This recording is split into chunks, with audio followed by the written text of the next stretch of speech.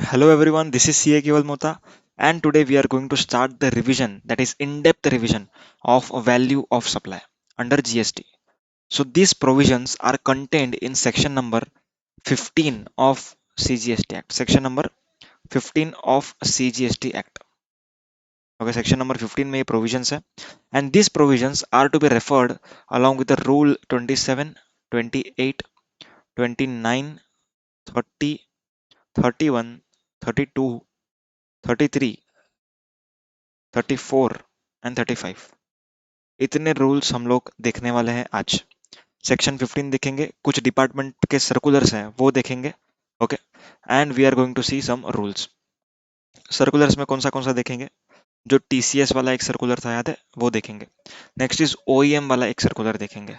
Okay, and जो भी बीच बीच में आएगा वो मैं अप्रोप्रिएट टाइम पर आपके साथ डिस्कशन करता चलूंगा। सो स्टार्ट करते हैं ये chapter, section 15 value of supply. आ जाओ चार्ट बुक पर। As you can see on the screen, consideration is the quid pro quo in a contract and price is the consideration expressed in monetary terms. अब consideration का जो definition है वो मैंने आपको इलाबोरेट करके बताया था। ओके, कहाँ पर? सप्लाई के चैप्टर में, याद आ रहा है? सप्लाई के चैप्टर में हमने इसको बहुत डिटेल में डिस्कस किया था। So now here I am telling consideration is Kwid pro क्यो इन अ कॉन्ट्रैक्ट। मतलब मैं अगर आपको कुछ सर्विस दे रहा हूँ, सो मुझे आप रिटर्न में कंसिडरेशन दोगे, that is called as quid pro quo, and the price is the consideration expressed in monetary terms. अगर मैं कहता हूं कि भाई ये लेक्चर आपको 8,000 रुपए में मिलेगा, सो 8,000 rupees is the price for this particular services. And GST जो है, अपन ने सेक्शन 9 सबसेक्शन 1 में पढ़ा था कि GST should be levied on value of supply. So now in this chapter we are going to understand what is value of supply of goods और services. Okay, section number 15 subsection 1 ये क्या कहता है, सुनो ध्यान से। Value of supply when parties are unrelated and price is the sole consideration। मतलब section 15 subsection 1, इस सेक्शन के हिसाब से अगर आपको वैल्यू ऑफ सप्लाई निकालना है, then parties should be unrelated and price should be the sole consideration. दोनों चीजें एक साथ फुलफिल होनी चाहिए।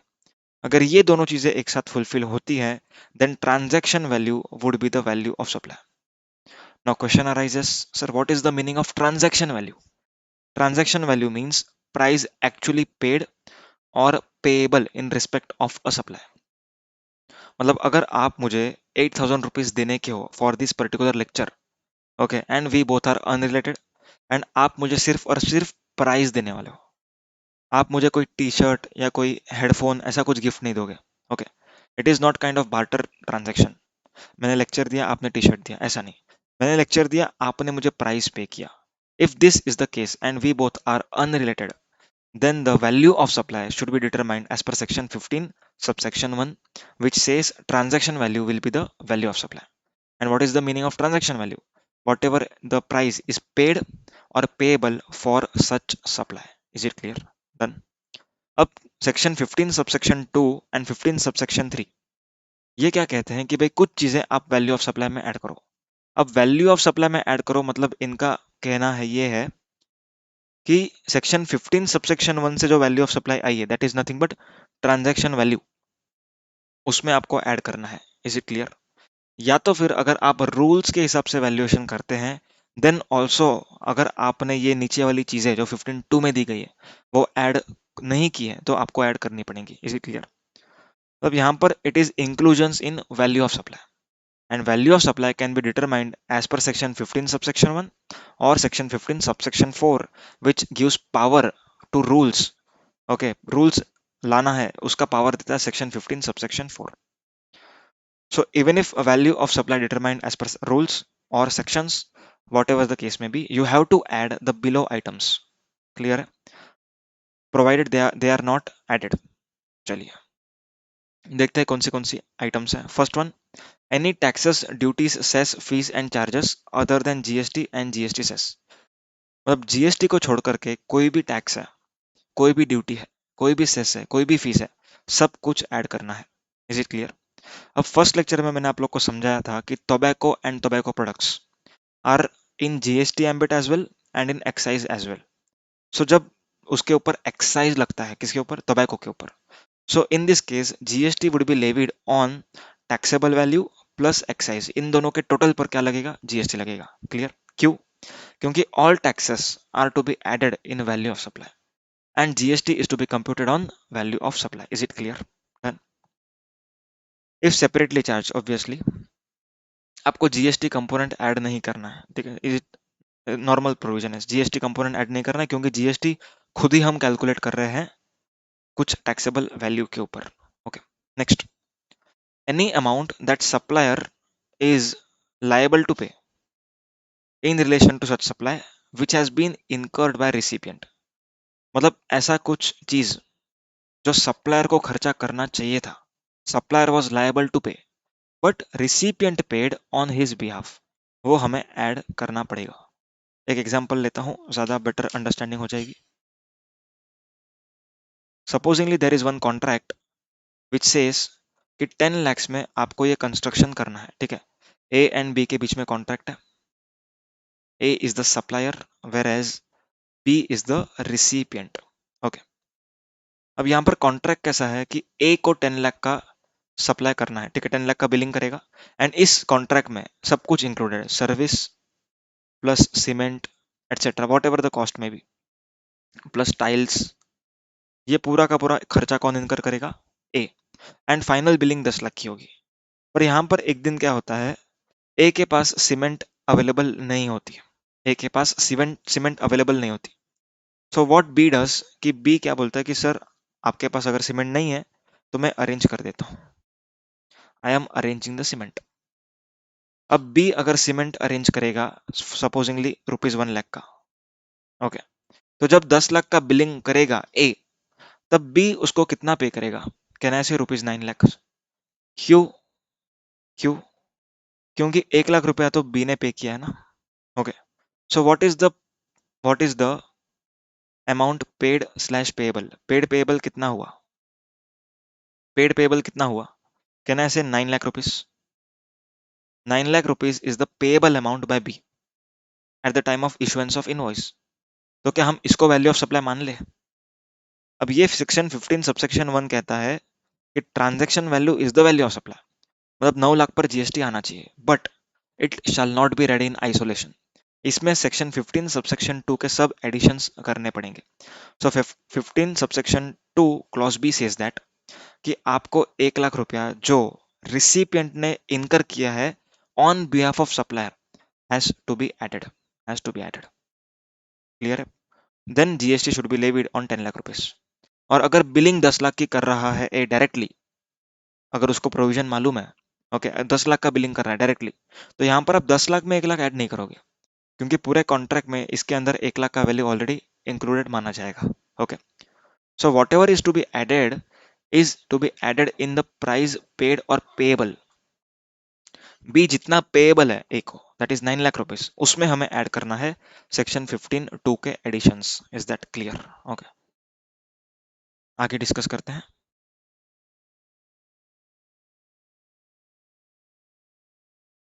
Incidental expenses charged by supplier, incidental expenses charged by supplier। अगर कुछ incidental expenses supplier चार्ज करता है on its invoice, उसके ऊपर भी आपको जीएसटी पे करना है, that has to be included in value of supply। Clear है? Supplier to the recipient of supply and any amount charged by supplier for supply at any time on or before delivery, delivery करने के पहले तक के सभी खर्चे जो charge कर रहा है सप्लायर अपने इनवॉइस में आर टू बी एडेड, सब कुछ आपको ऐड करना पड़ेगा। Is it clear? Examples can be commissioning, packing, freight etcetera, सब कुछ। ओके, अब यहां पर एक सवाल आता है कि अगर प्योर एजेंट का एक्सपेंडिचर है, प्योर एजेंट समझते हो? प्योर एजेंट मतलब सप्लायर के रिसिपिएंट के बिहाफ पे सप्लायर ने कुछ इनकर किया, ठीक है? मतलब अगर एग्जांपल मैं कहता हूँ कि भाई मेरे को किधर लेक्चर लेने जाना है, okay, I am the supplier of service. अब जो मेरी क्लासेस है जिसको मैं सर्विस दे रहा हूँ, है ना, सो वो कहते हैं कि सर आज के दिन हम लोग का प्रिंटर वाला अवेलेबल नहीं है, व्हाट यू डू इज आप जेरोक्स अरेंज करा सकते हैं क्या प्लीज? तो मैंने कहा कि ओके सर, मैं अरेंज करवा देता हूँ। तो यहाँ पर मैंने कॉस्ट इनकर किया, ठीक है। तो क्या इस वैल्यू को हमको इंसिडेंटल एक्सपेंस में ऐड करना होगा कि नहीं करना होगा? This discussion we shall take up at rule 33। Clear है? अभी आपके दिमाग में खाली एक पॉइंट डाल के रखा है। Next is interest, late fee or penalty for delayed payment of any consideration. If you are charging any interest, late fee or penalty, okay, for delayed payment of consideration, then it is to be added in value of supply. Then it is to be added in a value of supply. Now there are few practical aspects to be understood over here. अब यहाँ पर क्या हो रहा है, आपने आज किसी को सप्लाई दिया, okay, for example today is 1 October, you have supplied some goods to someone and आपको पेमेंट ड्यू है 30th नवंबर तक, ओके। और 30th नवंबर तक अगर आपको पैसा नहीं आता, then you will charge interest for this particular 2 months. Supposingly 2% per month is the interest rate, 1 lakh का सप्लाई किया था, okay, plus GST. Now here 2% per month, it means 2 months का 4%, 1 lakh into 4%. So 4,000 I am going to charge GST. Sorry, 4,000 I am going to charge interest. अब question ये arise होता है कि जो सप्लाई मैंने ऑलरेडी कर लिया है, ठीक है, ऑलरेडी कुछ इनवॉइस नंबर के अगेंस्ट ये पर्टिकुलर सप्लाई हुआ रहेगा. सो ये जो 30th नवंबर के बाद इंटरेस्ट कलेक्ट होने वाला है, वो वैल्यू ऑफ सप्लाई में ऐड कैसे करूं? क्योंकि वैल्यू ऑफ सप्लाई तो ये पहले डिटरमाइन हो चुका ना 1 अक्टूबर को. अब इसमें कैसे ऐड करेंगे हम? Answer is this has to be added by issuing debit note. Debit note में एक सप्लायर्स रेफरेंस इनवॉइस नंबर होता है, याद है? उसमें आपको ये इनवॉइस नंबर डालना है जो 1 लाख का था, एंड उसमें अगर आप डेबिट नोट बनाते हो, it would be called as addition in value of supply. Is it clear? Confuse मत होना कि जब भी आप सेल करोगे तभी आपको ये ऐड करना है, नहीं. आप जब इंटरेस्ट कलेक्ट करोगे तब आपको ऐड करना होता है, एंड उस 1 लाख में चेंज नहीं करना आपको, नहीं. उस 1 लाख को वैसे ही रहने दो. That value of supply is already determined, उसमें कुछ भी ऐड नहीं होगा, ठीक है, उसमें एडिशन नहीं करना है. आपको एक डेबिट नोट इशू करना है जिसका रेफरेंस रहेगा वो particular invoice number, and then this 4,000 would form part of total value of supply against that particular invoice number. I hope this is clear. तो इसके ऊपर जीएसटी आपको चार्ज करना है. नॉर्मली ये इंक्लूसिव ऑफ जीएसटी माना जाता है. सो 4,000 डिवाइड बाय 118%, जो भी इंटरेस्ट का रेट रहेगा या गुड्स का रेट रहेगा, what ever it is. So divide by 118% करना है आपको, एंड आपको यहाँ पर वैल्यू ऑफ सप्लाई निकालना पड़ेगा. Clear? Next, subsidies directly linked to price excluding subsidies provide by central government and state government. मतलब आपको सब सब्सिडीज ऐड करनी है, ओके, जो आपको other than CG and SG से मिली है. Is it clear? डन. सो 5 चीजें ऐड करनी है इन टोटालिटी. ऑल टैक्सेस, ठीक है, देन ऑल टैक्सेस के बाद anything which is supplier was liable to pay but incurred by recipient. Third, incidental expenses. Fourth, interest or late fees. Next is subsidies. Clear? Now there are some circulars which are important. First one, TCS shall not be includable in value of supply. TCS को हमें value of supply में add नहीं करना है. What does it mean? Come on the whiteboard, let me explain you. अब TCS जो लगता है वो किस पर लगता है? अमाउंट डेबिटेड और amount collected by collected from buyer, ठीक है. फॉर एग्जांपल 10,000 का आपने सप्लाई किया. अब यहाँ पर जीएसटी आप लगाओगे, okay, you will levy GST, for example 1,800 rupees, ठीक है. सो टोटल कितना हुआ 11,800. So buyer is going to pay you 11,800. Now as per section 206C of income tax act, it says कि आपको टीसीएस जो कलेक्ट करना होता है, टैक्स कलेक्शन एट सोर्स, वो आपको इंक्लूडिंग जीएसटी इन नटशेल वो क्या कहता है कि जो भी अमाउंट आप बायर के अकाउंट में डेबिट करते हो उतने पे आपको टीसीएस कलेक्ट करना है. तो यहाँ पर मैं बायर से कितना डेबिट करूंगा 11,800. सो इसके ऊपर 1% एग्जाम्पल टीसीएस का रेट होता तो 118 इस तरीके से आता. क्लियर है?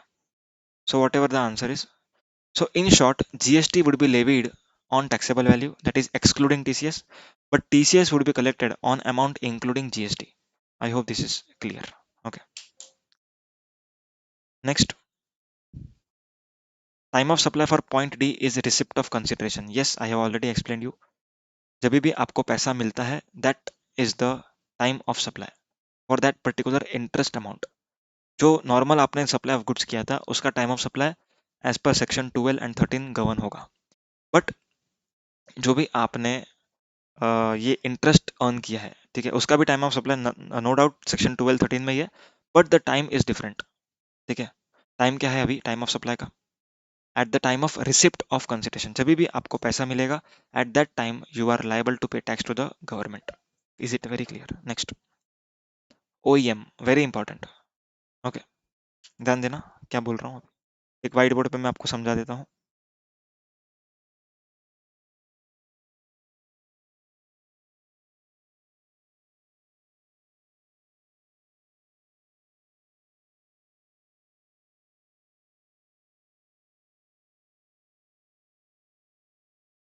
Now who is OEM and who is component manufacturer, ये मैंने आप लोग को सप्लाई के चैप्टर में बताया था। ठीक है, एक कार का एग्जांपल लेकर के बताया था मेरे ख्याल से।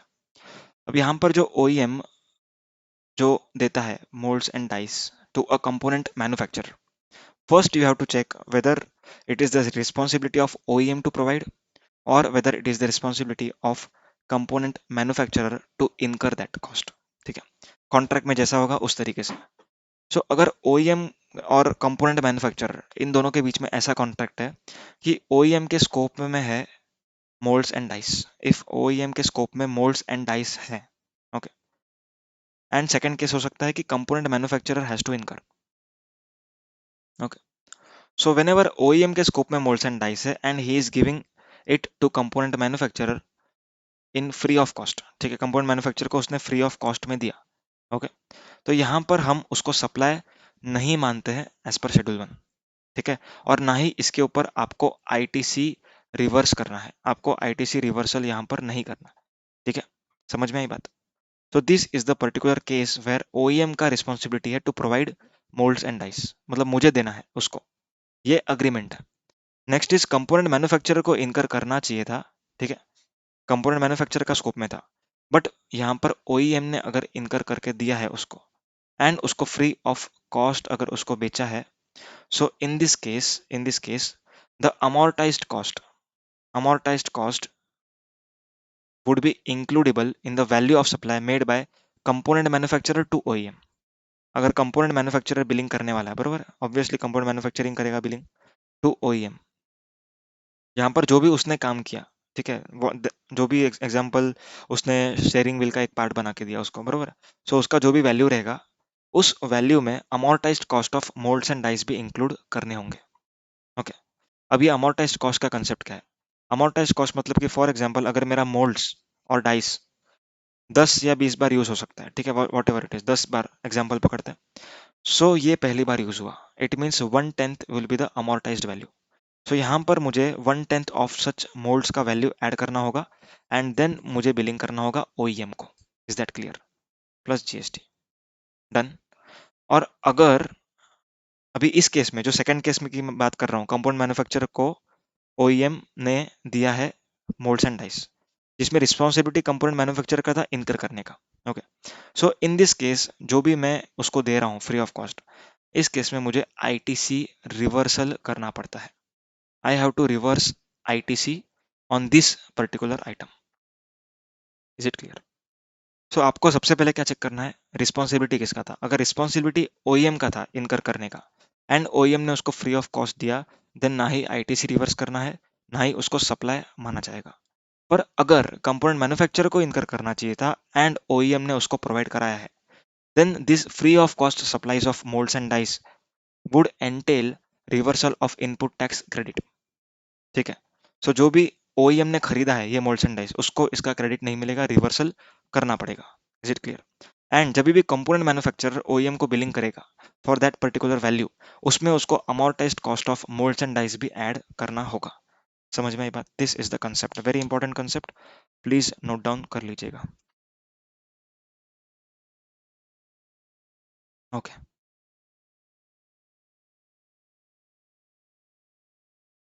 Next, if free in material provide by client and it is in the scope of client not to be added otherwise to be added, ठीक है, नॉट वेरी इंपॉर्टेंट पॉइंट, आप लोग को ऑलरेडी डिस्कस कर चुका हूं मैं सेक्शन 15(2)(b) में। Okay, 15(2)(b) is an exception to the payment of invoice value within 180 days. Obvious सी बात है, अगर मैं किसी सप्लायर के बिहाफ पर 1 लाख रुपया आज इनकर करता हूँ, ठीक है, तो यहाँ पर मैं 1 लाख रुपया उस सप्लायर को पे नहीं करूंगा, ठीक है, तो यहाँ पर गवर्नमेंट कहता है कि 180 डेज का रूल यहाँ पर अप्लाई नहीं होगा। ऑब्वियस सी चीज है, जो पेएबल है एंड पे नहीं हुई 180 डेज में, उसके ऊपर रूल अप्लाई करना है आपको, सेक्शन 16 में जो हमने देखा है आईटीसी में। पर यहाँ पर जो 15(2)(b) का एडिशन है, it is the expenditure already incurred by recipient. So but obviously चीज है, recipient is not going to pay this again to the supplier, so 180-day rule shall not be applicable in this particular case. Okay, next, what are the exclusions? There are two exclusions, that is discounts, pre-supply discount and post-supply discount. अब pre-supply discount का क्या मतलब है? यहाँ पे एक second में subsidy के ऊपर थोड़ा सा और डिटेल कर लेता हूँ, थोड़ा सब्सिडी के ऊपर थोड़ा बात करते हैं। अब सब्सिडी में क्वेश्चन सब स्टूडेंट्स का ये अराइज होता है कि हमको इसको ऐड नहीं करना, ये तो मालूम है, पर क्या लेस करना है या क्या करना है? ओके, सो क्वेश्चन में आपको कभी कभी दिया रहता है कि एडजस्टेड, ठीक है, अगर एडजस्टेड है, सब्सिडी इज एडजस्टेड, ठीक है, एडजस्टेड सब्सिडी मतलब ऑलरेडी आपके वैल्यू से माइनस हो चुका है, एडजस्टेड मतलब ऑलरेडी माइनस हो चुका है। अभी आपके पास दो क्वेश्चन है, दो ब्रांच बनाओ इसके, क्या वो सब्सिडी मुझे सेंट्रल गवर्नमेंट या स्टेट गवर्नमेंट ने दी, या क्या मुझे वो एनपीओ या वॉट एवर एटसेट्रा उन्होंने दी, दैट इज अदर देन सीजीएसजी। सो अगर सीजीएसजी ने सब्सिडी दी है तो ऑब्वियसली वो इंक्लूड नहीं होनी चाहिए थी, एंड मैंने एडजस्ट कर लिया, मतलब मैंने सही किया है, तो अभी मुझे कुछ नहीं करना है, इग्नोर करना है। क्लियर? हाउएवर अगर माइनस कर चुके हो आप एनपीओ से मिली हुई subsidy, then in that case minus नहीं होनी चाहिए थी, so it will be added back. Clear? अगर कहते हैं कि अनएडजस्टेड, एडजस्ट नहीं किया अब तक, अनएडजस्टेड, तो वापस से आपको दो चीजें देखनी है, किसने आपको दी, अगर सीजीएसजी ने दी है या तो फिर एनपीओ ने दी है। एनपीओ जस्ट एक एग्जांपल है, कोई भी हो सकता है अदर देन सीजीएसजी। अगर सीजीएसजी ने दी, एडजस्ट नहीं किया है, तो आपको माइनस करनी पड़ेगी, क्योंकि आपको इंक्लूड नहीं करनी है, ठीक है। अगर एनपीओ ने दी है तो आपको इग्नोर करना है, क्योंकि वो वैसे भी माइनस नहीं होनी चाहिए थी, एंड आपने माइनस की भी नहीं है क्योंकि अनएडजस्टेड है। Is it clear? So now let us move ahead with the discount part. दो टाइप के discount, pre supply discount, post supply discount. Pre supply discount मतलब कि सप्लाई करने के टाइम मुझे मालूम है, ठीक है, सप्लाई करने के टाइम मालूम है, and such discount is provided before और at the time of supply. Supply करने के टाइम पर अगर आपने किसी को डिस्काउंट दिया तो आपको वैल्यू ऑफ सप्लाई से वो माइनस करने मिलेगा, provided you show it separately on an invoice. Next is post supply discount, supply आज हो चुका है, आपको डिस्काउंट बाद में मिलने वाला है, ठीक है। सो जब आपको डिस्काउंट मिलेगा तब सप्लायर्स के आउटपुट लायबिलिटी में से कम होगा, जब ये तीन कंडीशंस फुलफिल होंगी। कौन सी कंडीशंस? सबसे पहली, डिस्काउंट जो है वो एग्रीड होना चाहिए, it should be agreed by way of terms, ठीक है, जो भी टर्म्स ऑफ एग्रीमेंट है उसमें डिस्काउंट का जिक्र होना चाहिए। इट शुड नॉट बी, मतलब जरूरी नहीं है कि वो राइटिंग में ही हो, it can be oral, as per Indian contract act oral agreements are also valid. So अगर ओरली भी डिटरमाइन किया हुआ then also it is okay. But discount is established, मतलब डिस्काउंट का जो परसेंटेज है that has to be decided before before और at the time of supply. Supply करने के टाइम डिस्काउंट निश्चित है, पर मिलेगा या नहीं ये आपके फ्यूचर सर्टन इवेंट पर डिटरमाइन होगा। Clear? Specifically linked to relevant invoice, specifically link होना चाहिए, मतलब अगर आज मैं आपको 100 क्वांटिटी बेच रहा हूँ, ओके, एंड अगर आपने उसको, मैंने कहा कि 2 महीने में आप बेच दोगे, तो आपको मैं 10% डिस्काउंट दूंगा, आपने सच में बेच दिया, okay. So in this case the discount which I am going to give is to be linked with this particular invoice. Okay, so मुझे क्रेडिट नोट इशू करना पड़ेगा। ओके, क्लियर है? यहाँ पर एक चीज समझना, सेक्शन 34 में लेके चल रहा हूँ आपको, ठीक है, इंटरलिंकिंग। सेक्शन 34 में एक क्लॉज है जो कहता है कि कंसोलिडेटेड क्रेडिट नोट इशू करो। अब कंसोलिडेटेड हम जब इशू करेंगे तब हमको एक एक इनवॉइस वाइज नहीं करना होता है। कंसोलिडेटेड मतलब टोटल का एक, one credit note for for multiple invoices, उसको हम कहते हैं कंसोलिडेटेड क्रेडिट नोट। अब यहाँ पर वो सेक्शन कहता है कि भाई कंसोलिडेटेड इशू करो, यहाँ पर अगर पोस्ट सप्लाई डिस्काउंट है तो आपको स्पेसिफिकली लिंक करना होगा। So this both provisions are not commensurating with each other. I hope you are getting the difference. समझ में आया? Next is ITC attributable to such discount is reversed by recipient. Obvious ही चीज है, जब मैंने आपको 100 का गुड्स बेचा था तो आपने आईटीसी 100 का लिया होगा। ओके, ठीक है।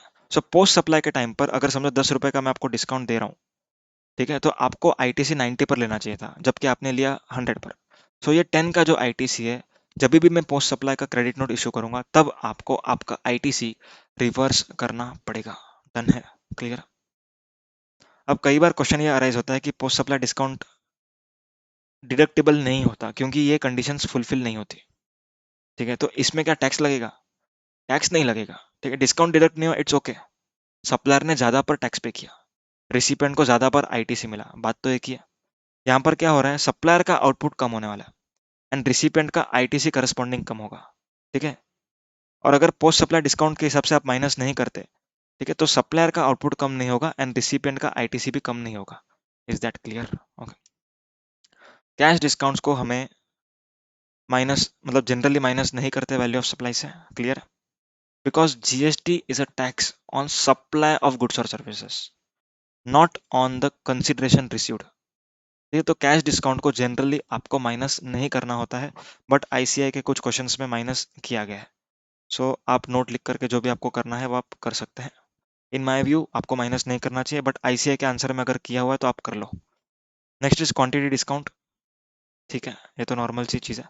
अगर समझो कि आपको डिस्काउंट देना है मुझे 10%, तो अगली बार मैं आपको क्या करूंगा, 10% क्वांटिटी ज़्यादा दूंगा। Instead of reducing the price, I am going to give you 10 quantity extra, उसको हम कहते हैं quantity discount. Clear? Buy one get one free scheme.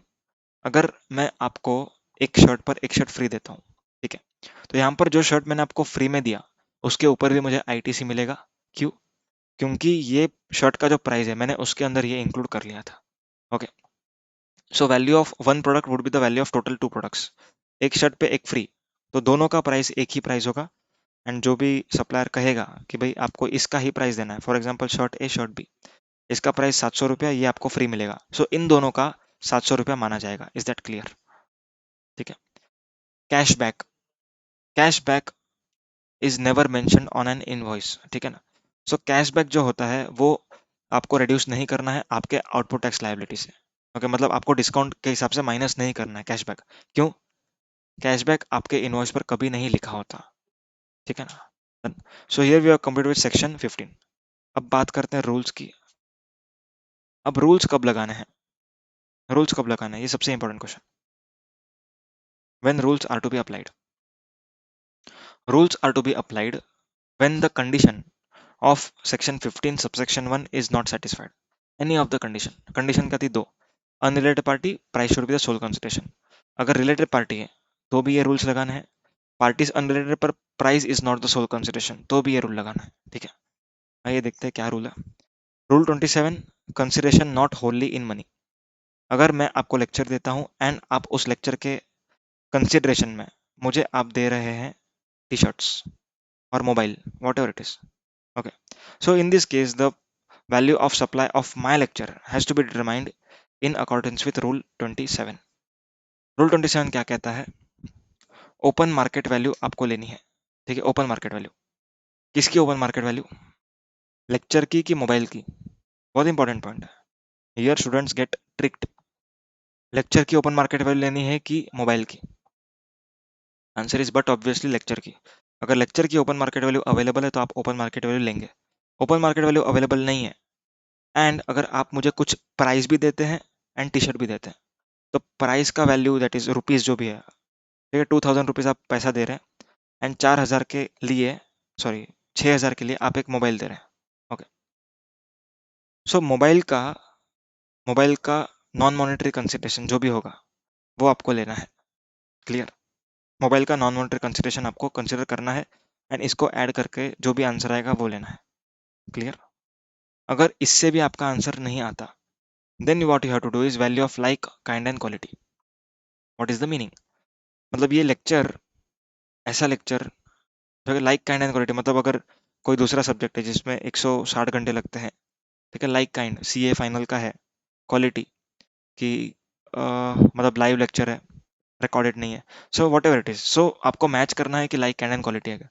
अगर मैच होता है तो उस लेक्चर का price will be the price for my particular lecture.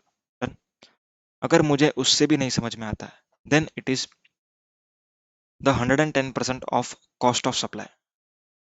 मतलब जो भी मेरा कॉस्ट होगा उसमें आपको 10% ऐड करना है, whatever is the value of supply, वो आपका माना जाएगा वैल्यू ऑफ सप्लाई, ठीक है ना।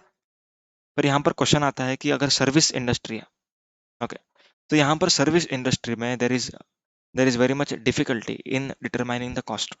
क्यों? क्योंकि मेरे पर आर की कीमत तुमको क्या मालूम, कोई मुझे 1500 देता है, कोई मुझे 2000 देता है, कोई मुझे 10,000 देता है। सो सर्विस के केस में it is not possible. Goods के केस में यस इट इज पॉसिबल, क्योंकि मैंने गुड्स खरीदा है, मुझे मालूम है कितने में खरीदा। बट सर्विस में मैंने सर्विस दिया है, I don't know the cost of my service. So in such case when I don't know the cost of service, government says service provider can directly switch to rule 31। Okay, directly can switch to rule 31। Whereas अगर आप goods वाले हो तो आपको rule 30 पहले करना पड़ेगा, then 31 में आना होगा। Clear? You cannot directly jump on to rule 31। Then rule 30 ने क्या कहा, 10% ऐड करो कॉस्ट में, आपका वैल्यू सप्लाई आ जाएगा। अगर उससे भी नहीं आता, रूल 31 जो कुछ भी नहीं कहता, जो कहता है कि भाई reasonable means general accounting principle के हिसाब से आप डिटरमाइन करो। Is that clear? So rule 27 is completed.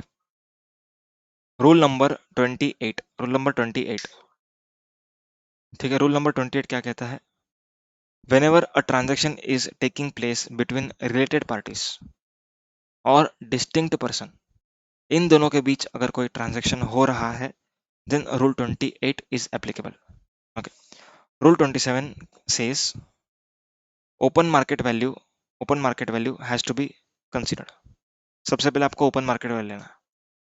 अगर ओपन मार्केट वैल्यू अवेलेबल नहीं है, ठीक है, देन आपको consideration in money and non monetary consideration नहीं लेना। क्यों नहीं लेना? क्योंकि आप रिलेटेड पार्टी हो।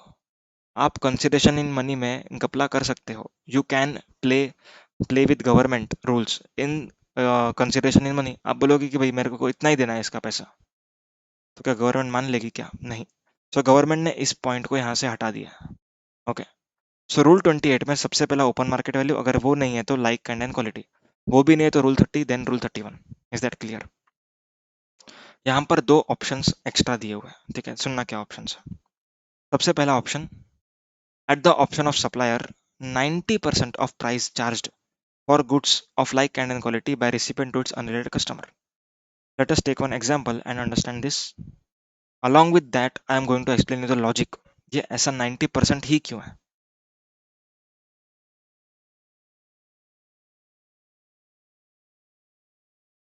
For example, A and B are related parties. Okay. Now B is going to sell to C, which is unrelated. ठीक है, C and B are unrelated parties.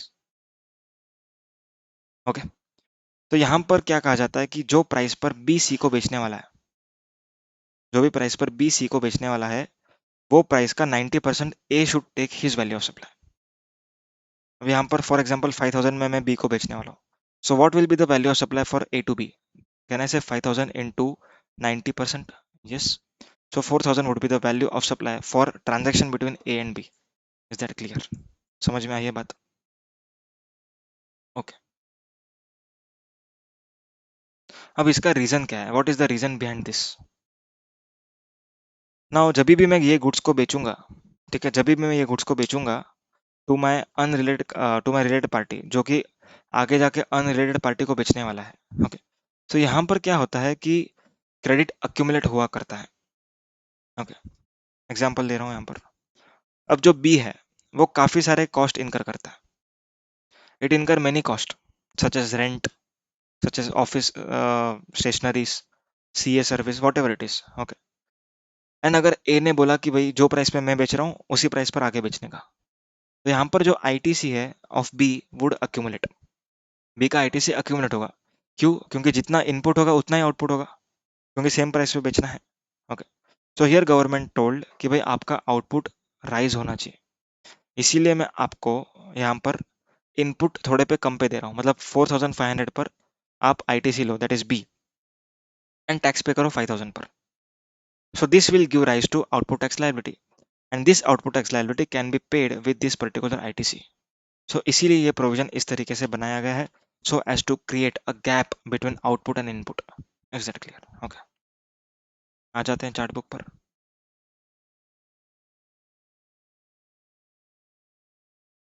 If recipient is eligible for full ITC, any value in invoice is the value of supply. The most important point. वो भी सिर्फ और सिर्फ rule 28 में है. ये क्या कहते हैं? अगर रिसिपिएंट, आपका रिसिपिएंट आपके परचेस पर फुल ITC ले सकता है, अपने परचेस पर, नॉट आपके परचेस, अपने परचेस पर, इंक्लूडिंग योर परचेस. अब इसका क्या मीनिंग है पहले वो देख लेते हैं एक बार. आ जाओ व्हाइट बोर्ड पर. मान लो कि यहाँ पर B, यहाँ पर जो B है, ओके, ये ऐसा कोई भी एग्जेम्प्ट सप्लाईज नहीं करता जिसके कारण इसको ITC रिवर्स करना पड़े.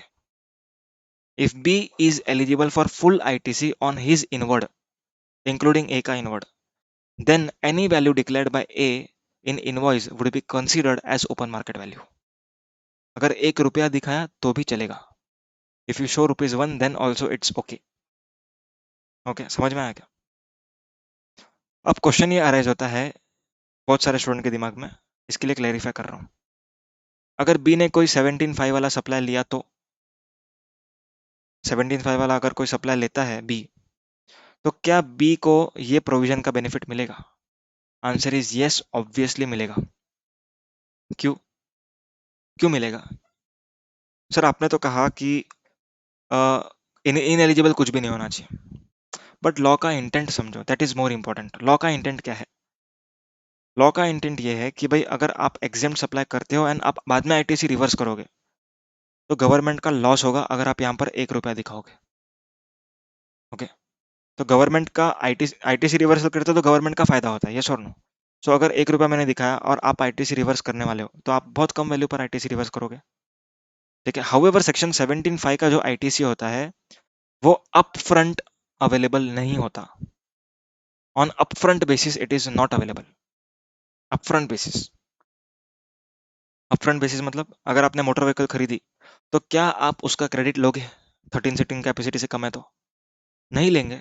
तो on upfront basis if I am not taking the credit, I am not going to be hit by this particular provision. ठीक है, I am still eligible to claim the benefit of such provision. However यहाँ पर एक थोड़ा सा एक twist लेते हैं, है ना. अगर आप फ्री सैंपल दे रहे हो ना, फ्री सैंपल देने वाले हो, okay, free samples. Now in this case what is happening, आपने जब परचेस किया तब अगर आपको नहीं मालूम था कि आप इसको फ्री में दोगे, तब आपको नहीं मालूम था कि आप फ्री में दोगे, तो आपने उसका ITC लिया होगा. ओके, एंड जब आप इसको फ्री में दोगे तब आप इसका ITC रिवर्स करोगे, then I should say that कि आपको ये एनी वैल्यू वाला प्रोविजन नहीं मिलेगा, क्योंकि आप अपफ्रंट बेसिस पर ITC ले चुके हो. अगर आप अपफ्रंट बेसिस पर ITC छोड़ते हो then only this beneficial provision is applicable. ये लॉ में नहीं लिखा है, it is my interpretation. Okay, अगर आपको एग्रीड हो तो ठीक है, नहीं हो तो फिर कोई इशू नहीं है, आप लोग नॉर्मल प्रोविजन रीड कर लेना. ठीक है, लॉ के इंटेंट के हिसाब से हम प्रोविजन को रीड कर रहे हैं, है ना. क्योंकि नॉर्मल बिजनेस में तो काफी सारे इनएलिजिबल एक्सपेंडिचर होते हैं, तो क्या रिसिपिएंट कोई भी एक्सपेंडिचर इनकर नहीं कर सकता? अगर मैं वो एक्सपेंडिचर इनकर नहीं करूंगा तो बिजनेस कैसे करूंगा? सो गवर्नमेंट सेज आप इनएलिजिबल खर्चा इनकर करो बट आप उसका क्रेडिट मत लो. आप अगर क्रेडिट नहीं लेते एंड जो भी आपने परचेस किया वो फुल क्रेडिट एलिजिबल है, ठीक है, then only this beneficial provision would be applicable. Next, rule number 29. Rule 29 क्या कहता है? Principal agent transactions. Principal agent transactions are covered in rule 29. Okay, अब रूल 29 एप्लीकेबल होने के लिए, ठीक है, रूल 29 कब एप्लीकेबल है? Principal agent. अब प्रिंसिपल एजेंट होने के लिए, ठीक है, प्रिंसिपल एजेंट ट्रांजैक्शन का वैल्यू ऑफ सप्लाई निकालने के लिए पहले ये सप्लाई तो होना चाहिए.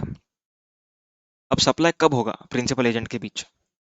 कैन आई से जब भी एजेंट अपने नाम पर इनवॉइस इशू करेगा to the recipient, at this time the supply between principal and agent would be regarded as supply as per schedule 1.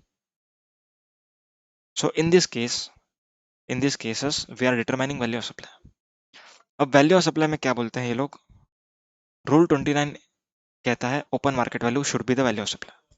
अगर ओपन मार्केट वैल्यू नहीं है, ठीक है, अगर ओपन मार्केट वैल्यू नहीं है, sorry really sorry, open market value नहीं है, ऐसा नहीं, ओपन मार्केट वैल्यू और ओपन मार्केट वैल्यू और 90% ऑप्शन, ओपन मार्केट वैल्यू और 90% ऑप्शन, दोनों में से आप एक लो.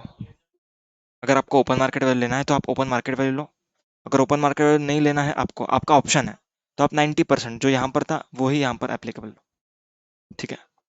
अब रूल 29 के लिए, रूल रूल 29 के लिए ये एज सच का रेस्ट्रिक्शन नहीं है. 90% का जो ऑप्शन था ना, 90% वाला, ओके, सो ये ऑप्शन जो था, जो रूल 28 के लिए जो मैंने सिखाया, that is only applicable when the recipient is supplying as such to unrelated party. As such मतलब without any modifications, है ना, without any modifications obviously. अगर कुछ प्रोसेसिंग करने के बाद भेज रहा है, ठीक है, अपने अनरिलेटेड पार्टी को, then in that case rule 28 का जो प्रोवाइजो है 90% वाला, that is not applicable. Is that clear?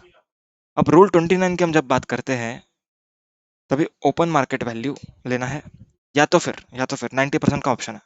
अब यहाँ पर जो 90% है उसमें एज सच वाली कंडीशन नहीं है, मतलब आप मॉडिफिकेशंस करके भी बेच सकते हो, पर एजेंट हालांकि ऐसा करेगा नहीं. एजेंट का काम क्या, सिर्फ बेचना काम है. सो एजेंट तो ऐसा करने भी नहीं वाला है. सो 90% option is the option available. So rule 29 के लिए हमें क्या करना है, ओपन मार्केट वैल्यू और 90% ऑप्शन. ठीक है. अगर इन दोनों में से आपको कुछ भी नहीं लेना है, then you go for rule 30 और रूल 31, मतलब रूल 30 देन रूल 31. अगर सर्विस प्रोवाइडर हो तो डायरेक्टली रूल 31. एंड इसमें ये लोग दोनों चीज आपको नहीं लेना है, कंसिडरेशन मनी भी नहीं करना है, नॉन मॉनिटरी नहीं करना है, value of like and quality नहीं आएगा. क्लियर है? ओके, समझ में आई? So here we have completed with rule 27, 28, 29, 30, 31 सारे हो गए. अब यहाँ पर जो भी लिखा है मैंने, आप रीड कर सकते हो. ओपन मार्केट वैल्यू का मीनिंग लिखा है full value in money payable, okay, full value in money payable by unrelated party as a sole consideration at the same time of supply. मतलब open market value is not comparable price. ठीक है, ऐसा जरूरी नहीं है कि किसी अनरेट को अगर मैं इतने में बेचूं तो यही मेरा ओपन मार्केट, ऐसा नहीं. Open market value can be full value of money payable by unrelated party as a sole consideration. मतलब आज अगर इसका भाव मार्केट में ये चल रहा है तो that can be the open market value. Simple. Now open market value में जीएसटी कंपोनेंट को ऐड नहीं करना है आपको. Is it clear? बहुत important part. Next, DCA, del credere agent. Del credere agent के बारे में थोड़ा सा डिस्कशन करेंगे.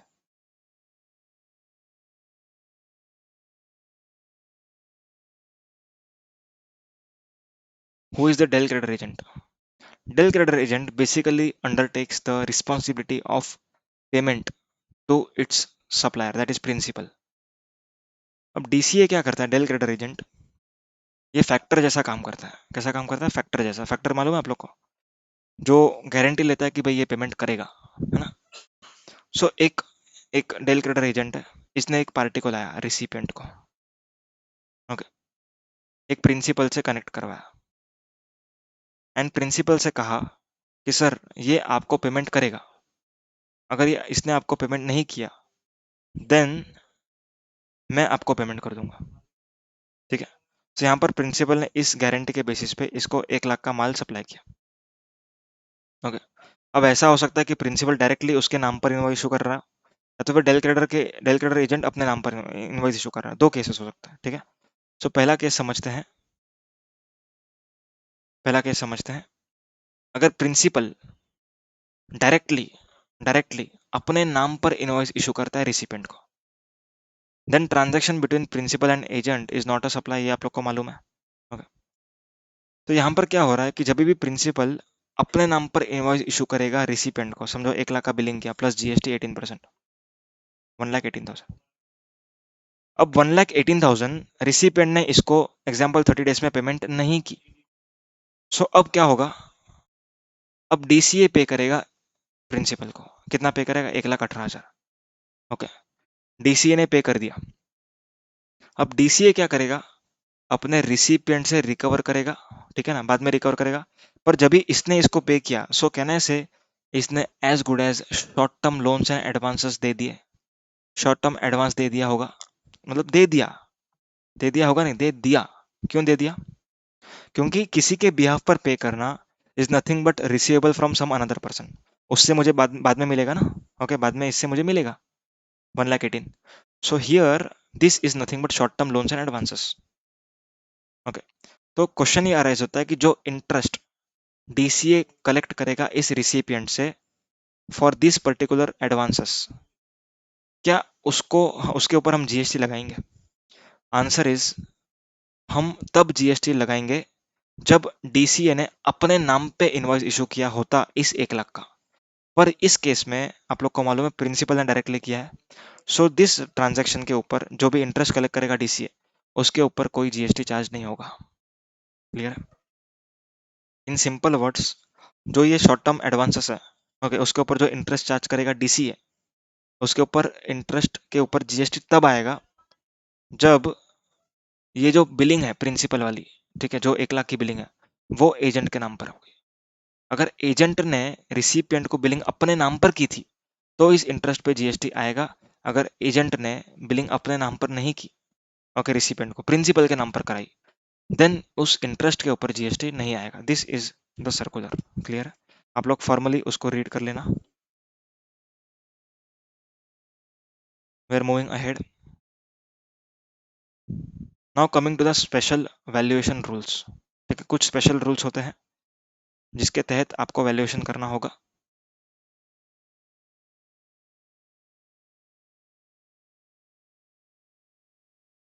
फर्स्ट वन, परचेज और sale of foreign currency. Foreign currency का सेल परचेज करना, क्या उसके ऊपर जीएसटी आएगा? जो ट्रांजैक्शन इन मनी है ना सर, जीएसटी कैसे आएगा? आया क्या दिमाग में ये थॉट? आपके दिमाग में ये थॉट आना चाहिए। Purchase and sale of foreign currency is a transaction in money, है ना? तो क्या ट्रांजैक्शन इन मनी के ऊपर जीएसटी आएगा? Answer is, transaction in money के ऊपर जीएसटी की बात नहीं हो रही है, उसके कन्वर्जन की बात हो रही है। We are talking about the charges which are taken by your money changer. ठीक है, उसके ऊपर हम जीएसटी की बात कर रहे हैं, है ना? चलो, अब इसको हमने 3 पार्ट में डिवाइड करा है। सबसे पहला part, RBI reference rate is available. RBI reference rate क्या होता है? आरबीआई हर करेंसी का एक रेट जारी करता है रोज। जैसे रुपी पर डॉलर का रेट होगा, रुपी पर दिरहम का रेट होगा, सबका अपना अपना रेट्स होगा, है ना? सो अगर आरबीआई का रेफरेंस रेट अवेलेबल है, देन आपको किस तरीके से करना है वो समझते हैं। Sale of foreign currency. Okay, आप कौन हो? मनी चेंजर हो। You are money changer. What you are doing, you are selling foreign currency. मतलब मेरे पास, मैं एक दुबई में जाने वाला इंसान हूँ, ठीक है, मेरे को दुबई जाना है। अब मेरे पास रुपीस है, मैं इंडिया में रहता हूँ, ठीक है, 1,80,000 रुपीज है मेरे पास। क्या है?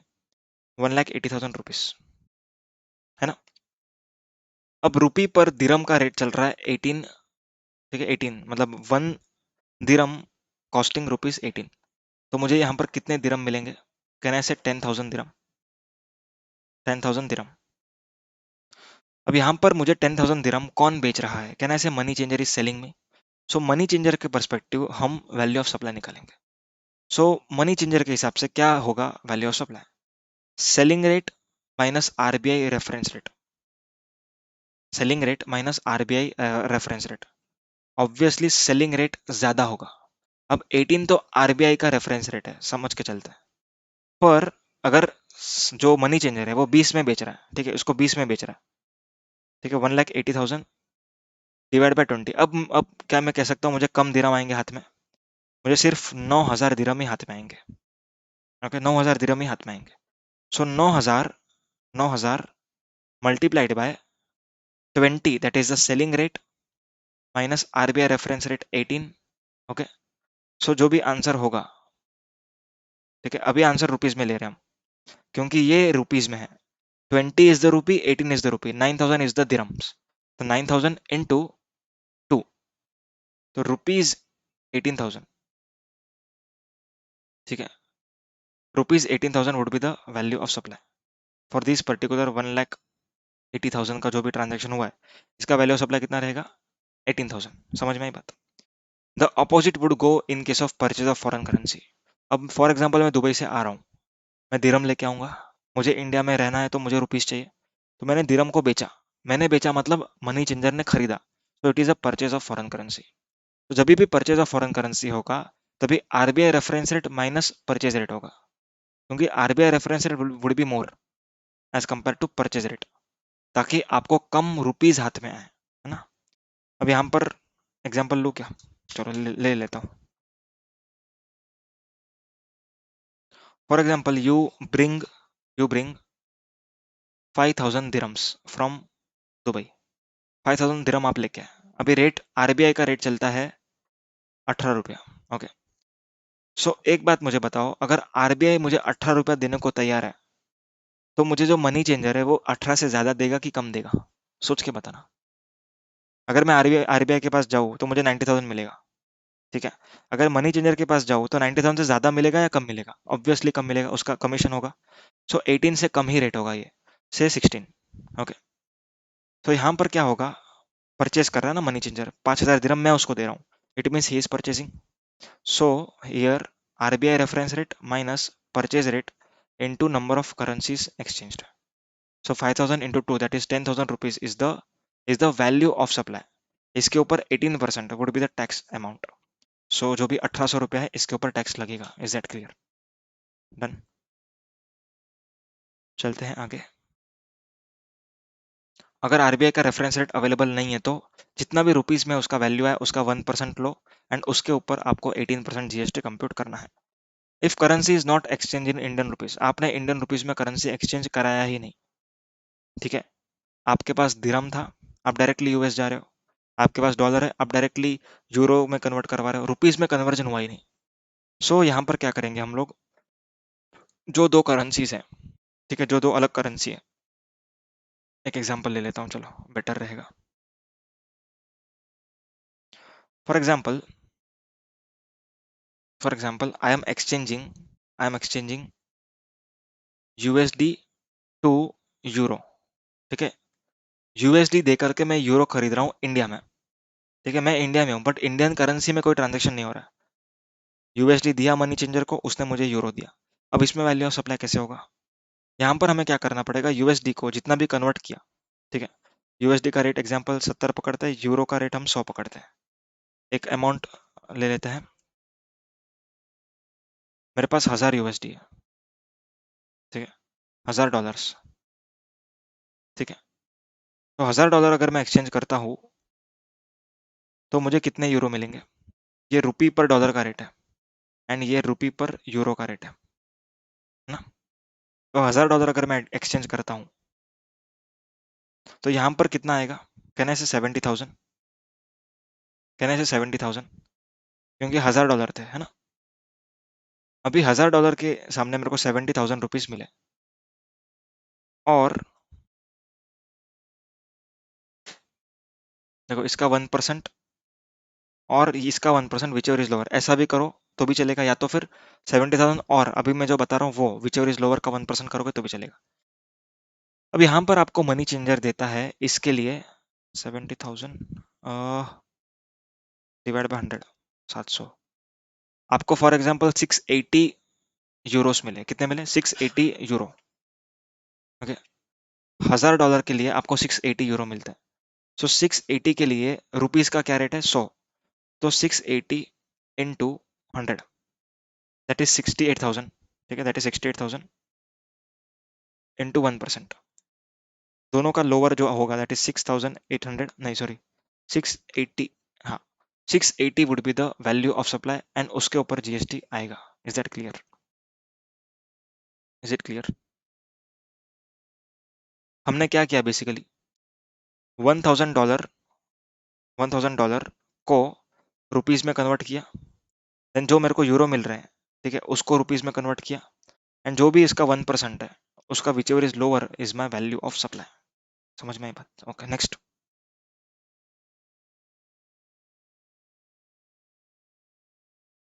अब ये भी मनी चेंजर के लिए, पर ये एक ऑप्शन है, ठीक है, इट इज एन ऑप्शन। जरूरी नहीं आपको फॉलो करना है, it is just an option. क्या है? Value of supply for money changing business optional for an amount up to ₹1 lakh. अगर आप 1 लाख रुपए तक अगर कन्वर्जन करवाते हो तो 1% ऑफ ग्रॉस अमाउंट एक्सचेंज्ड और 250 whichever is higher is the value of supply. मतलब 1 लाख तक अगर आपने कन्वर्जन करवाया, आपने 1 लाख दिया एंड कुछ डॉलर्स लिया, तो जितना भी आपने दिया उसका 1% और 250 whichever is higher is the value of supply for amount falling in this particular slab. Clear? Next, अगर 1 लाख से लेकर के 1 लाख 10 के बीच में आप कन्वर्ट करवाते हो, ओके, तो यहाँ पर अप टू ₹1 लाख के लिए जो ऊपर का आंसर होगा, ठीक है, 1000, वो ही नीचे आएगा। अगर मैं समझूं कि मैं पूरा का पूरा 1 लाख रुपया पूरा का पूरा कन्वर्ट करवा रहा हूँ, सो 1 लाख पे 1% इज 1000 और 250 विच इज हायर, तो फर्स्ट स्लैब से जो 1000 निकल के आ रहा है वही नीचे आएगा। सो 1000 तो अपना बेस फिक्स हो गया अप टू 1 लाख के लिए, एंड 1000 के ऊपर जितना है, 1 लाख के ऊपर जितना है, ठीक है, उसके ऊपर 0.5%। मान लो अगर मैं 4 लाख रुपया टोटली 4 लाख रुपया एक्सचेंज कराता हूँ, सो 1000 प्लस 1 लाख से एक्सेस कितना है? 3 लाख, तो 3 lakh multiplied by 0.5%, so total would B 2500। Is that clear? समझ में आई बात? नेक्स्ट, अगर 10 लाख से ऊपर है तो कहना है 10 लाख तक का मेरा स्लैब फिक्स हो गया। 10 लाख तक का अगर स्लैब फिक्स करना है आपको, तो इसका जो आंसर होगा आपका, इसका जो फुल वाला आंसर होगा वो आपको लेना है, दैट इज 1000 प्लस 9 लाख पे 0.5%, क्योंकि 1 लाख इधर है, 9 लाख इधर, so total would be 5500। Okay, 5500। अब 5500 प्लस, अब 5500 represent the conversion amount up to ₹10 lakh. अब 10 लाख के ऊपर जितना है उसके लिए 0.1% of cross amount exchanged in excess of ₹10 lakh और ₹60,000 which ever is lower. Lower मतलब 60,000 से ज्यादा नहीं हो सकता मेरा वैल्यू ऑफ सप्लाई। ओके, मतलब कम से कम 60 होगा, मतलब विच एवर इज लोअर ना। मतलब अगर मैंने बहुत करोड़ों रुपए एक्सचेंज किए, तो अगर ऊपर का आंसर आपका आता है कि 2.5 लाख रुपया, ओके, पर नीचे का आपका 60,000 है, सो विच एवर इज लोअर में आपका हमेशा 60 ही होगा। सो मैक्सिमम 60,000 से ज्यादा नहीं हो सकता है। Is that clear? Option shell not be withdrawn during the financial year. नीचे एक एग्जांपल है, आप लोग सॉल्व कर लेना। Next, life insurance business. Life insurance business में क्या कहते हैं ये लोग, अगर सेविंग्स इंटीमेटेड है, अगर LIC में आप लोग ये पॉलिसी बनवा रहे हो, एंड अगर LIC ने आपको बोला है कि इतना हम रिस्क कवर के लिए यूज करेंगे, इतना हम सेविंग करेंगे, then gross premium charge minus savings as intimated would be the value of supply. अगर सिंगल प्रीमियम एन्युटी पॉलिसी है अदर देन ए, ठीक है, सिंगल प्रीमियम एन्युटी पॉलिसी साल में एक बार भरना है, तो 10% ऑफ सिंगल प्रीमियम चार्ज, एक बार जो आपने पे किया है उसका 10%। ओके, अदर्स, अगर सिंगल प्रीमियम नहीं है, अदर्स है, मतलब हर साल आपको लगातार भरना है, सो फर्स्ट ईयर के लिए value of supply would be 25% of premium charge and subsequent year से आपका हो जाएगा 12.5%। Next we are coming to margin scheme, very important scheme, very important scheme. Now margin scheme किसको एप्लीकेबल है and ये क्यों आया है? अब कई बार क्या होता है, हम लोग अनरजिस्टर्ड पर्सन से गुड्स खरीदते हैं। ओके, सेकेंड हैंड जो डीलर होते हैं ना, वो लोग क्या करते हैं, अनरजिस्टर्ड पर्सन से गुड्स खरीदते हैं। अब वो लोग गुड्स खरीदने के बाद उसमें कुछ मॉडिफिकेशंस करके बेचते हैं, है ना। तो यहाँ पर जो परचेस किया उन्होंने, उसके ऊपर वो लोग ITC नहीं लेते, क्योंकि ऑब्वियसली अनरजिस्टर्ड पर्सन से परचेस होता होगा, ठीक है, एंड वो लोग रजिस्टर्ड है, this second hand dealers are registered. तो ये लोग जब सेल करेंगे, तब इन पे हम अगर पूरे अमाउंट पर चार्ज करें तो it would be very much harsh for them, क्योंकि उनका वैल्यू एडिशन कुछ भी नहीं है, बहुत कम वैल्यू एडिशन है। ओके, 1 लाख का गुड्स लिया, 1,20,000 बनाया उसको कुछ वैल्यू ऐड करके, और अगर मैं टैक्स लूँ 1,20,000 पर, तो it is very much harsh. Normal लोगों के साथ वो कंपेयर नहीं कर पाएंगे अपने प्राइसेस को। ओके, सो उनका प्राइसेस बढ़ जाएगा। सो गवर्नमेंट ने कहा कि भाई अगर ऐसे लोग हैं, those who are dealing in such goods as may be prescribe, जो रिपेयर्स एंड मेंटेनेंस करके बेचते हैं in respect of second hand goods, जो सेकेंड हैंड गुड्स बेच रहे हैं, okay, second hand goods, specifically second hand goods, तो यहाँ पर आपको जो GST पे करना है वो सिर्फ आपके मार्जिन पर पे करना है। मार्जिन मतलब difference between selling price and purchase price. इन दोनों के डिफरेंस पर जो भी आंसर आएगा that will be your value of supply and उसके ऊपर आपको जीएसटी पे करना है, not on full amount. Clear? तब यहाँ पर ना काफी सारे क्वेश्चंस अराइज होते हैं लोगों के दिमाग में। अगर अगर मान लो, ये प्रैक्टिकल एस्पेक्ट बता रहा हूँ, अगर सुनना है तो सुन लेना, नहीं तो 10-15 सेकंड फॉरवर्ड कर देना। चलो, नहीं 10-15 सेकंड नहीं, 1-2 मिनट, ठीक है ना। चलो, अगर मान लो कि मैं सेकेंड हैंड डीलर हूँ, you are the person who is buying from me, okay, आप मुझसे खरीदते हैं। मैंने ये गुड्स जो आपको बेच रहा हूँ वो 1 लाख में खरीदा, आप लोग 1 लाख, आपको 1,20,000 में बेचा। What is my margin? 20,000। What is my margin? 20,000। अब यहाँ पर जो 20,000 पे मैं टैक्स कलेक्ट करूंगा, अगर 18% मेरे रिसिपिएंट से, अगर 20,000 पर 18% टैक्स कलेक्ट करूंगा, 23,600 टोटल हो जाएगा। ओके, तो यहाँ पर क्या प्रॉब्लम आ रही है? कहने से मेरा मार्जिन डिस्क्लोज हो रहा है, ऑब्वियसली ना। मैं 20,000 पे अगर जीएसटी लगा रहा हूँ तो मेरा मार्जिन डिस्क्लोज कर रहा हूँ मैं रिसिपेंट को, that is very much wrong. तो यहाँ पर कॉन्ट्रैक्ट्स किस तरीके से होते हैं प्रैक्टिकली, लोग क्या करेंगे, ए एंड बी, इन दोनों में कॉन्ट्रैक्ट है 1,20,000 का। ओके, सो नॉर्मली इसको कितना जीएसटी भरना आता? कैन आई से 3,600। ओके, तो यहाँ पर ये 1,24,000 में बेच देगा एंड जीएसटी अपने पॉकेट से पे कर देगा। कैसे? 24,000 डिवाइड बाय 118% इंटू 18%। अब इससे क्या हुआ, बी को मेरा मार्जिन का पता नहीं चला, मैंने उसको एक बिल दे दिया, बोला कि तू जीएसटी मत दे मेरे को, मैं अपने जेब से पे कर देता हूँ, ठीक है ना। सो यहाँ पर क्या होता है, जीएसटी मैं खुद पे कर देता हूँ, price cum tax, so as to not disclose my margin. Okay, but यहाँ पर भी एक डिफिकल्टी है, यहाँ पर भी एक डिफिकल्टी है। अगर मैं अगर मैं यहाँ पर अगर एक टैक्स इनवॉइस इशू करूंगा, रजिस्टर्ड पर्सन है समझ के चलो, मैंने टैक्स इनवॉइस इसको इशू किया, तो ये बोलेगा ना कि मुझे जीएसटी का बेनिफिट चाहिए। Okay, and every person should should charge tax on should charge tax on his tax invoice. Okay, यहाँ पर मुझे टैक्स तो चार्ज करना है, तो ये कैसे होगा फिर? सो this is the practical difficulties facing by many person in this industry. तो लोग जनरली ये कर लेते हैं, ओके, एंड उनका सेटलमेंट का एग्रीमेंट कुछ भी होता होगा। ओके, नॉर्मली मार्जिन डिस्क्लोज नहीं करना मुझे, सो इसीलिए मैं ये सारा अपनाता हूँ, है ना। This are the practical difficulties. The next question arises कि अगर मार्जिन आपका नेगेटिव हुआ तो क्या?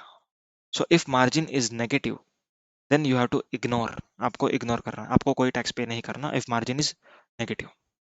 Coming to the next point, good goods repossession, अगर गुड्स रिपोजिशन हो रहा है, ओके, अब यहाँ पर क्या होता है, फॉर एग्जाम्पल मैंने किसी से लोन लिया है against a security, against a security of my machinery. Okay, मतलब अगर मैं लोन पे नहीं किया तो आप मशीनरी मेरा लेके जाओ, अगर ये कोई ट्रांजैक्शन में एंटर हुआ हूं मैं। ओके, तो यहाँ पर किस तरीके से हम करेंगे, how we will be tax, how we are going to do the margin scheme calculation in this cases, वो समझते हैं। For lenders repossessing from defaulting borrowers and selling, अब मैंने फॉर एग्जांपल लोन पे नहीं किया, तो बैंक वाले आए, that is the lender, he took my machinery and went, उसने मेरा मशीनरी लिया एंड वो सेल करने जा रहा है। तो यहाँ पर अगर डिफॉल्टिंग बोरोवर अगर अनरजिस्टर्ड पर्सन होता, जीएसटी में रजिस्टर्ड नहीं होता, if defaulting borrower was unregistered, then in that case the lender who is selling this particular machinery can apply margin scheme। ठीक है, मार्जिन स्कीम अप्लाई करेगा। ओके, सो margin scheme के हिसाब से क्या है, सेलिंग प्राइस, जो भी मशीनरी मेरा वो बेचेगा, that selling price minus purchase price, very important. अब what is the purchase price? Purchase price is to be calculated like this, purchase price would be for borrower, मतलब जितने में डिफॉल्टिंग बोरोवर ने खरीदा वो प्राइस माइनस 5% पर quarter और part there of from date of purchase till the date of disposal, not till the date of repossession. बहुत important point, question में दो डेट दिए होते हैं, date of repossession and date of disposal by this lender. तो आपको कब तक का 5% लेना है, so answer is date of disposal तक का. You have to take 5% till the date of disposal. So purchase करके डिस्पोजल, परचेज मतलब डिफॉल्टिंग बोरोवर ने जब से खरीदा तब से लेकर के डिस्पोज जब तक लेंडर नहीं कर लेता उस पीरियड का रिडक्शन आपको करना होगा. एंड जो भी आंसर होगा that would be your purchase price. And जो भी डिफरेंस होगा इसके ऊपर आपको जीएसटी पेमेंट करना है. ओके. एंड अगर डिफॉल्टिंग बोरोवर रजिस्टर्ड पर्सन है तो क्या, तो यहाँ पर कोई परचेज प्राइस से माइनस नहीं होगा. आपको फुल वैल्यू के ऊपर जीएसटी पे करना है. लेंडर हैज टू पे GST on full value. Okay. And यहाँ पर एक हिडन ट्रांजेक्शन मैं आपको बता रहा हूँ. जो भी जो भी बोरोवर ने, बोरोवर रजिस्टर्ड है, ओके, जो भी बोरोवर ने लेंडर को ये जो भी दे दिया machinery, okay, so it would be considered as sold to lender. यहाँ पर बोरोवर भी जीएसटी पे करेगा. ओके. एंड यहाँ लेंडर को आईटीसी मिलेगा and lender will pay full amount के ऊपर tax. Is that clear? Obviously ये चेन को मेंटेन करना है ना उनको. तो यहाँ पर बोरोवर जीएसटी कलेक्ट करेगा, ठीक है, एक इनवॉइस बना देगा कि भाई आप लेके जा रहे हो मशीनरी, लेके जाओ. अब क्वेश्चन ये रह जाता है कि वो इनवॉइस का वैल्यू क्या होगा. सो इनवॉइस पे जो वैल्यू होगा वो मशीन का वैल्यू नहीं होगा. इनवॉइस पे जो वैल्यू होगा वो बैलेंस लोन अमाउंट का वैल्यू होगा. ठीक है, क्योंकि उस लोन अमाउंट के सामने वो पूरा मशीनरी जा रहा है. So whatever the balance of loan is there that would be the value of supply for this particular machinery. उसके ऊपर लेंडर को आईटीसी मिलेगा and lender is going to pay tax to the government on full selling price without reducing any purchase price. Okay. कहने का एक ही बात है, अगर आईटीसी बोरोवर लेता है तो margin scheme is not available for the net seller. I hope you have like this discussion. Okay. Next is voucher और coupon. Value of a token, voucher और अ कूपन. जो भी रिडीमेबल प्राइस होगा उसका, okay, redeemable जो भी price होगा that would be the value of supply. अगर 350, अगर 500 का आइटम आपको 350 में मिल रहा है, ठीक है, 350 में मिल रहा है, तो जितना भी वैल्यू में वो रिडीम होता था, redeemable against such token, that would be the value of supply. Okay. मतलब यहाँ पर 500 रुपये आपका वैल्यू ऑफ सप्लाई होगा, क्योंकि 500 का चीज आपको मिल रहा है 350 में.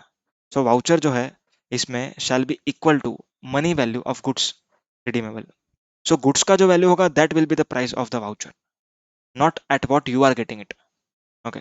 जो नॉर्मल उस गुड्स का वैल्यू होता है that will be the value of that voucher. Next rule 32(7), ठीक है, नॉट इंपॉर्टेंट, आप लोग रीड कर लो इसको. Air travel agent. अब एयर ट्रेवल एजेंट कौन होता है? जो बुकिंग करता है डोमेस्टिक बुकिंग और इंटरनेशनल बुकिंग. डोमेस्टिक बुकिंग में अगर वो लोग कर रहे हैं तो basic fare into 5% is the value of supply. And if they are booking international tickets then basic fare into 10% is the value of supply. What is the meaning of basic fare? Basic fare means ऐसा amount जिसके ऊपर airline companies उनको commission देती है. Clear? Next, value of supply in case of lottery, betting, gambling. Lottery run by state government or lottery authorized by state government, value of supply would be the face value, that is 100 upon 128 into face value or notified value, whichever is higher. मतलब government ने अगर कहा कि भाई ये ticket, ये value of जो भी है टिकट का फेस वैल्यू, ओके, ये फेस वैल्यू के टिकट आपको इसके ऊपर नहीं बेचने, तो फेस वैल्यू और the government notified value whichever is higher, वो amount into 100/128 is the value of supply. Clear? The difference between the lottery run by state government and authorized by state government is lottery run by state government cannot be sold in any other state, whereas lottery authorized by state government can be sold in any other state. Next, if you are engaged in betting, gambling or horse racing, then in that case 100% of bet value would be the value of supply. Clear? These are nothing but actionable claims. All actionable claims are goods, but only 3 actionable claims are supply. कौन से? Lottery, betting and gambling. So betting, gambling are covered over here. Next, pure agent concept, most important concept. This is the probably the last topic of this value of supply chapter. Now, who is the pure agent? Pure agent कौन होता है? Pure agent is a person जो expenditure और cost incur करता है, okay, as a pure agent of recipient of supply. Okay, recipient के behalf पर supplier ने अगर कुछ cost incur किया है, ओके, उसको हम कहते हैं प्योर एजेंट का cost, provided certain conditions are fulfilled. What are the conditions? ध्यान देना. Supplier acts as a pure agent of recipient. Supplier acts as a pure agent of recipient. Okay. मतलब मैं प्योर एजेंट की तरह act कर रहा हूँ only on authorization received by recipient. अगर रिसिपेंट ने कहा है मुझे कि इनकर करो तो ही मुझे इनकर करना है एंड तब मैं इनकर कर रहा हूँ, then I can be considered as a pure agent. ठीक है, सारे के सारे कंडीशंस आपको सेटिस्फाई करनी है, all conditions. Next, payment is indicated separately. आपको पेमेंट अलग से बिल पर दिखाना है, क्योंकि पेमेंट जितना भी आपने किया on the behalf of recipient has to be shown separately. Clear? Next, the supply is procured by pure agent from third party as a pure agent of recipient are in addition to services he supplies on his own account. Very important point. This is the game changer point. Okay. एक example लेता हूँ, clear होगा। अगर मान लो कि मेरा flat है, वो फ्लैट को मुझे बेचना है, I want to sell this flat. Okay, अब मैं फ्लैट सेल करने के लिए एक real estate agent mister X को अपॉइंट किया। अब एक्स जो है वो क्या करता है, एक्स ना इस फ्लैट को बेचने के लिए एडवर्टाइजमेंट सर्विसेज इनकर करता है। क्या करता है? एडवर्टाइजमेंट सर्विसेज इनकर कर रहा है। ओके, फिर न्यूज़पेपर में ऐड दिया, फेसबुक पे पोस्ट डाला, ये सब डाला। अब यहाँ पर X is billing to that flat owner कि हाँ सर, अभी कुछ पार्टीज आ चुकी है, आप इनको बेचो, मुझे मेरा कमीशन चाहिए। व्हाट एक्स इज चार्जिंग, ध्यान देना, एक्स अपना कमीशन चार्ज कर रहा है, प्लस बोलता है एडवर्टाइजमेंट सर्विस जो मैंने किया वो भी मुझे दे दो। Okay, and he applies GST only on commission. He applies GST only on commission, not on advertisement services, considering it as a pure agent. Now answer my question, whether these advertisement services would be considered in the pure agent or not. चलो माना कि recipient ने ही कहा था कि भाई आप add देना, ठीक है, उसने अलग से भी दिखाया, पर क्या ये इन एडिशन है? क्या ये इन एडिशन है? वो सोचो। फ्लैट सेल करने के लिए इट इज बाय डिफॉल्ट कि मुझे एडवर्टाइजमेंट करना पड़ेगा, तो मैंने क्या एक्स्ट्रा काम किया? कुछ भी एक्स्ट्रा काम नहीं किया। एक्स्ट्रा काम किसे कहते हैं? अगर उसने स्टैम्प ड्यूटी भर दी होती, ठीक है, जो इसको भरनी चाहिए थी, that is called as extra work. पर सेल करने के लिए एडवर्टाइजमेंट करना अनिवार्य है, it is by default, it is mandatory. So here advertisement services are not in addition to its main service, इसके साथ कॉम्प्लीमेंट्री है। So GST should be levied on both, total पर जीएसटी आएगा। Is it clear? I think the example was sufficient to explain the concept. अब ये conditions तो हो गई, ठीक है। अब प्योर एजेंट का क्या मतलब है? यहाँ पर क्या कहा मैंने? प्योर एजेंट की तरह एक्ट करना है। तो now let us understand what is the meaning of pure agent. Pure agent means contractual agreement होना चाहिए रिसिपेंट के साथ, ठीक है। Contractual agreement may not be in writing, it can be in orally words, मैंने आप लोगों को बताया था, with the recipient, okay, to act as its pure agent to incur expenditure और कॉस्ट। खर्चा करने का एग्रीमेंट होना चाहिए कि भाई मैं इनकर करूंगा आपके बिहाफ पर, ठीक है। नेक्स्ट, नीदर इंटेंट्स टू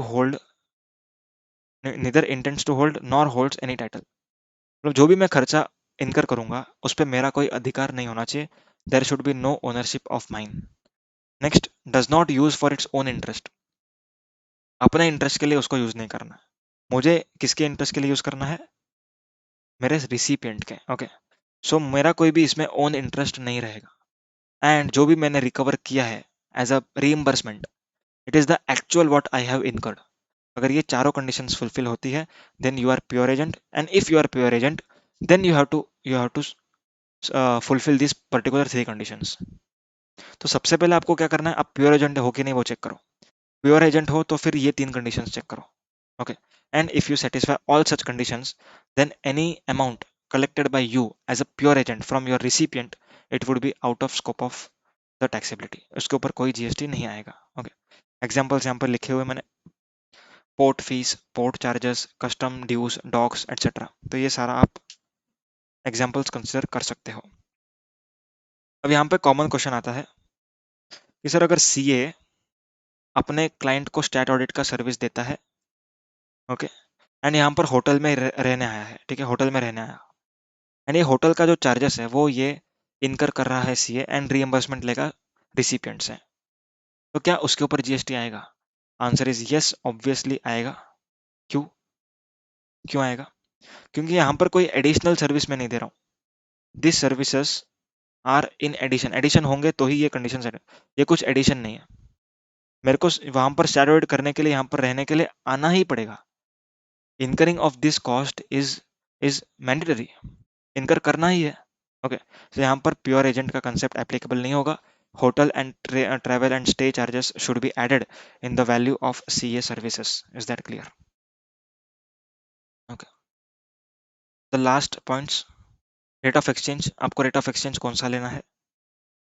अगर गुड्स है तो आपको कस्टम ड्यूटी के हिसाब से चेक करना है। Okay, custom duty, custom rate में क्या बोला है, कस्टम्स एक्ट में क्या बोला है?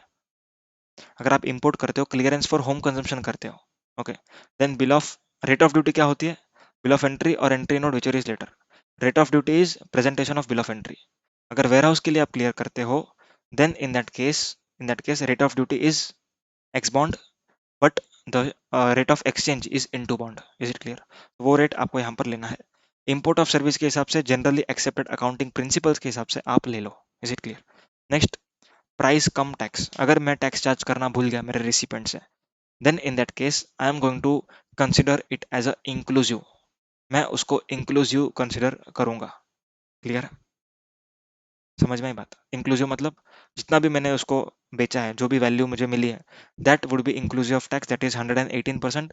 देन अकॉर्डिंगली आपको 18% कंप्यूट करना पड़ेगा। Clear?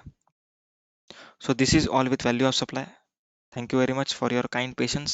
If you like the video, please hit the like button. Thank you so much.